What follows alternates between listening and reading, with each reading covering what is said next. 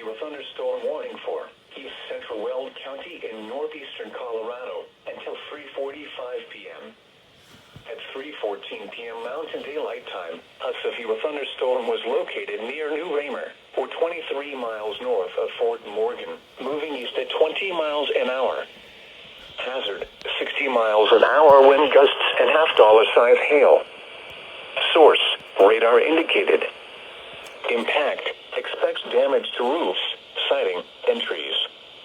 Hail damage to vehicles is expected. Locations impacted include Stoneham and New Raymer. For your protection, move to an interior room on the lowest floor of a building.